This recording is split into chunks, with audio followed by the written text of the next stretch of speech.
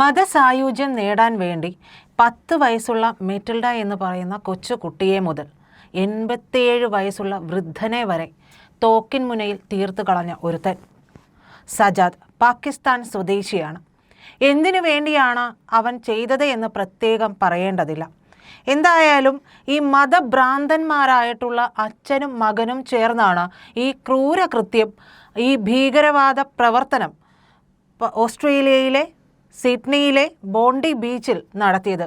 ജൂതന്മാരുടെ ഏറ്റവും പ്രധാനപ്പെട്ട ഒരു ആഘോഷമായിട്ടുള്ള ഹനൂക്ക ആഘോഷത്തിനിടെ അവരത് ആഘോഷിക്കുന്നതിനിടെ പെട്ടെന്ന് കടന്നു കയറി ചെല്ലുന്നു. ഇവർ തുരതുരാ വെടിയുതിർക്കുകയാണ് യന്ത്രത്തോക്കുകൾ ഉപയോഗിച്ചുകൊണ്ട്. ഒരു വ്യക്തി, അയാൾ പിന്നിൽ നിന്ന് ഈ ഒരു ഭീകരനെ പിടികൂടുന്ന ദൃശ്യങ്ങളടക്കം ഇപ്പോൾ നമ്മൾ വ്യാപകമായിട്ട് സോഷ്യൽ മീഡിയയിലൂടെയും ഒക്കെയും കാണുന്നുണ്ട്.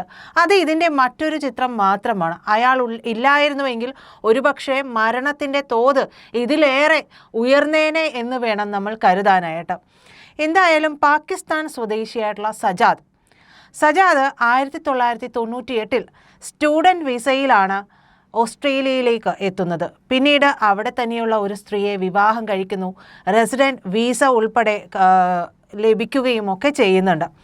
യൂറോപ്പിൻ്റെയും ഓസ്ട്രേലിയയുടെയും ഒക്കെ അറബ് രാജ്യങ്ങൾ പോലും കാണിക്കാത്ത രീതിയിലുള്ള അവരുടെ അഭയാർത്ഥി സ്നേഹം, അത് എത്രത്തോളം പിന്നീട് അവർക്ക് വിനാശമൊരുക്കുമെന്നുള്ളതിൻ്റെ ഒരു ബാക്കി ചിത്രം പോലെയാണ് ഇത് നമ്മുടെ മുന്നിലൂടെ കടന്നു പോകുന്നത്. 2019 തീവ്രവാദ ബന്ധമുള്ള ഏതോ കേസിലൊക്കെ പെട്ട് നവീദിനെയും ബ്ലാക്ക് ലിസ്റ്റ് ചെയ്തിരുന്നു എങ്കിൽ പോലും കാര്യമായിട്ട് ഇയാളെയും ഇയാളുടെ മകനെയും നിരീക്ഷിച്ചിരുന്നില്ല അവിടുത്തെ ഓസ്ട്രേലിയയിലെ പോലീസ് എന്ന് പറയുന്നുണ്ട്. ഓസ്ട്രേലിയയിൽ ആരും അത് ഇൻ്റലിജൻസ് ഏജൻസികളുടെ പരാജയമാണ് എന്ന് പറഞ്ഞിട്ട് പക്ഷേ പരിഹസിക്കുന്നൊന്നുമില്ല. ഒരു പക്ഷേ നമ്മുടെ രാജ്യത്തായിരുന്നുവെങ്കിൽ അതെല്ലാം തന്നെ ഇൻ്റലിജൻസ് ഏജൻസികളുടെ വീഴ്ചയായിട്ട് കാണുകയും പറയുകയും വലിയ പ്രതിഷേധങ്ങളൊക്കെ ഉയർത്തുകയും ചെയ്യുമായിരുന്നു എന്നുള്ളത് നമുക്കൊക്കെ കൃത്യമായിട്ട് അറിയാവുന്ന ഒരു കാര്യമാണ്. ഈ ഓസ്ട്രേലിയയിൽ ആരും തിരഞ്ഞെടുപ്പ് അടുത്തപ്പോൾ ആക്രമണം ഉണ്ടായി എന്നും പറയുന്നില്ല. കാരണം ഈ ഭീകരരെ പിന്തുണയ്ക്കുന്നവരെ അവിടെ നിങ്ങൾക്ക് അധികം കാണാൻ കഴിയില്ല. കടുത്ത ആൻറ്റി സെമിറ്റിസം നയമുള്ള രാജ്യമാണ് ഓസ്ട്രേലിയ പോലെയുള്ളത്. വളരെ സമാധാനപൂർവ്വം അവർ പ്രശ്നങ്ങളൊന്നുമില്ലാതെ ജീവിച്ചു പോകുന്ന ഒരു രാജ്യം. ജൂതന്മാരുടെ 8 ദിവസത്തെ ആഘോഷമായ ഹനൂക്കാക്ക് ആഘോഷിക്കാനായിട്ട് ബോണ്ടി ബീച്ചിൽ ഒത്തുകൂടുമ്പോൾ അവർ അതുകൊണ്ട് തന്നെ ഒട്ടും പ്രതീക്ഷിക്കുന്നില്ല തങ്ങൾ അഭയം കൊടുത്ത ഒരുത്തൻ തങ്ങളുടെ രാജ്യത്ത് ഇത്രയും വലിയൊരു വിനാശം വിതയ്ക്കുമെന്നുള്ളത്. ഇസ്രയേൽ പലസ്തീൻ വിഷയത്തിൽ വെറുപ്പിൽ നിന്ന് ഉയർന്നിട്ടുള്ള വെടിയുണ്ടകളായിരിക്കാം ഒരുപക്ഷെ ഈ 16 പേരുടെ ജീവൻ ഹനിക്കാനായിട്ട് ഈ പറയുന്ന ഭീകരന്മാരെ, 2 ഭീകരന്മാരെയും പ്രേരിപ്പിച്ചത് എന്ന് വേണമെങ്കിൽ നമുക്ക് പറയാം. സജാദ് എന്ന് പറയുന്ന ഭീകരൻ പഴങ്ങളും പച്ചക്കറിയും ഒക്കെ വിൽക്കുന്ന ജോലിയായിരുന്നു സജാദ് അക്രം എന്ന് പറയുന്ന ഭീകരന്. 50 വയസ്സ് പ്രായമുള്ള ഇയാൾ 2015 മുതൽ ഇയാൾക്ക് തോക്ക് കൈവശം വയ്ക്കാനുള്ള ലൈസൻസ് ഉണ്ട് എന്ന് നമ്മൾ ഓർക്കണം. ദീർഘദൂരം വെടിയുതിർക്കാൻ കഴിയുന്ന തോക്കുകൾ കൈവശം വയ്ക്കാൻ കഴിയുന്ന AB വിഭാഗം ലൈസൻസ് ആയിരുന്നു അത്രേ ഇയാൾക്ക്, ഈ സജാദ് അക്രം എന്ന് പറയുന്ന ഭീകരന് ഉണ്ടായിരുന്നത്. ഇയാളുടെ മകനാണ് 24-കാരനായിട്ടുള്ള നവീദ് അക്രം.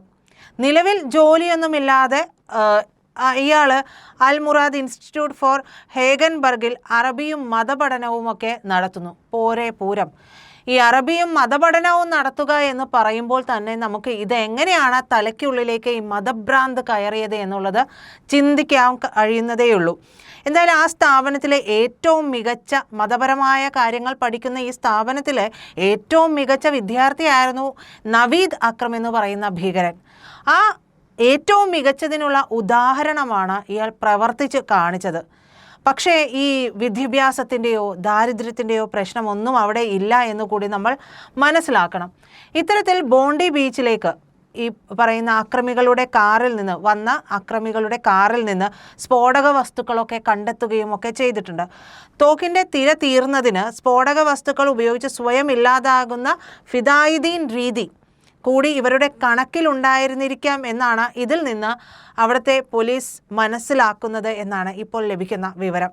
കാറിൽ നിന്നും ഇസ്ലാമിക് സ്റ്റേറ്റിൻ്റെ കറുത്ത കൊടി കൂടി കണ്ടെത്തിയ സ്ഥിതിക്ക് നമ്മളിനി പ്രത്യേകം പറയണ്ട ഇവർ ഏത് ഗ്രൂപ്പിൽപ്പെട്ട ഭീകരരാണ് എന്നുള്ളത്. ഇസ്ലാമിക് സ്റ്റേറ്റ് എന്ന് പറയുമ്പോൾ ഏറ്റവും കൊടികുത്തിയ ഭീകരന്മാരാണ് എന്നുള്ളത് നമുക്കറിയുകയും ചെയ്യാം. അത് വന്ന് നമ്മുടെ നാട്ടിലേക്ക് പോലും നമ്മുടെ രാജ്യത്തേക്ക് പോലും വന്ന് ചേക്കേറുന്ന ഒരു സാഹചര്യമുണ്ട്. അതിനെതിരെ ശബ്ദിക്കുമ്പോഴെല്ലാം ഇവിടെ മനുഷ്യാവകാശ പ്രവർത്തകരും ഒക്കെയും രാജ്യവിരുദ്ധരുടെയും ഒക്കെ എണ്ണം കൂടി വരുന്നതായിട്ട് നമുക്ക് കാണാൻ പറ്റും. പക്ഷേ ഈ രാജ്യവിരുദ്ധതയും മനുഷ്യാവകാശ പ്രവർത്തനവും ഇവരെ എങ്ങനെയാണ് ഏകോപിപ്പിച്ച് കൊണ്ടുപോകുന്നത് എന്നുള്ളത് മാത്രം നമുക്കറിയാൻ പാടില്ല എന്നുള്ളതാണ് വസ്തുത. ഇതിനു മുമ്പും തോക്കിന് ലൈസൻസ് കൊടുക്കുന്നത് കൊണ്ട് ദുരിതം അനുഭവിച്ച രാജ്യത്തെക്കുറിച്ച് നമ്മൾ പറഞ്ഞിരുന്നു. അത്തരത്തിലൊരു ആക്രമണം ആ രാജ്യത്ത് നടക്കുകയും ഒക്കെ ചെയ്തിരുന്നു. ഈ രാജ്യങ്ങളിലെല്ലാം എങ്ങനെയാണ് ഈ തോക്കുകൾക്ക് ലൈസൻസ് കൊടുക്കുന്നത്, അവർക്ക് തന്നെ ഏറ്റവും വിനയായി വരുന്നത് എന്നുള്ളത് കൂടി നമ്മൾ ഈ ഒരു വിഷയത്തിൽ നിന്ന് പഠിക്കേണ്ടതുണ്ട്. എന്തായാലും എത്രത്തോളം ഭീകരന്മാരാണ് അവിടെ വന്ന് ചേക്കേറുന്നവർ എല്ലാവരും എന്ന് നമുക്ക് പറയാൻ പറ്റില്ല.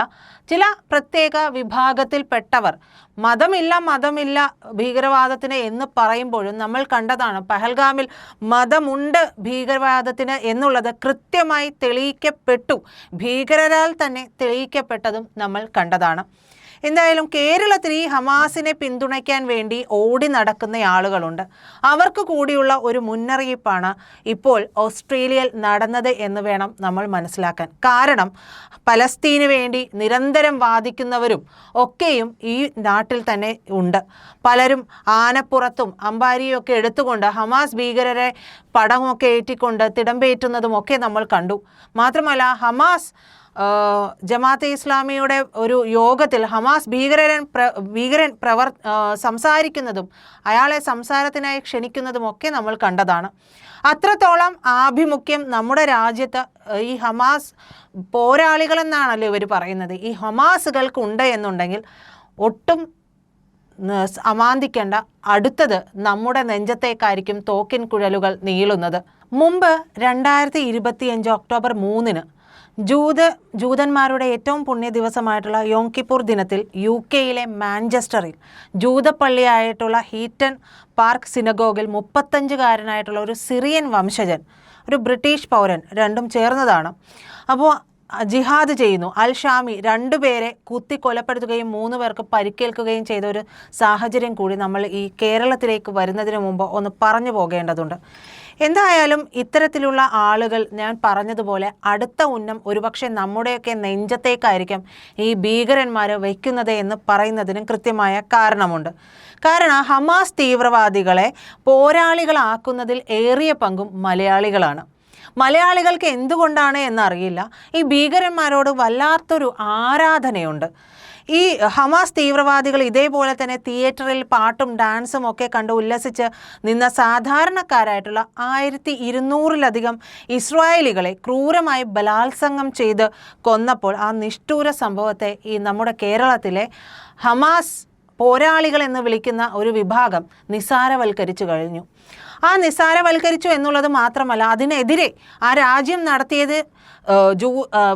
നടത്തിയ ഹമാസിനെതിരെ നടത്തിയ യുദ്ധത്തെ അവർ വലിയ പർവ്വതീകരിച്ച് കാണിക്കുകയും കൂടി ചെയ്തിട്ടുണ്ട്. ഇത് കൂടാതെ നിങ്ങൾക്ക് ഓർമ്മയുണ്ടോ ഒരു സൗമ്യ സന്തോഷ് എന്ന് പറയുന്ന കേരളത്തിൻ്റെ പുത്രി ഹമാസിൻ്റെ റോക്കറ്റ് ആക്രമണത്തിൽ കൊല്ലപ്പെട്ടപ്പോൾ ആ സാധു സ്ത്രീയുടെ മൃതദേഹം പോലും വിമാനത്താവളത്തിൽ സ്വീകരിക്കാൻ പോകാതെ തൻ്റെ FB പോസ്റ്റ് 4 പ്രാവശ്യം എഡിറ്റ് ചെയ്ത മുഖ്യമന്ത്രി നമുക്കുണ്ട്. ഇത് നിങ്ങൾ ആരെങ്കിലും മറന്നോ?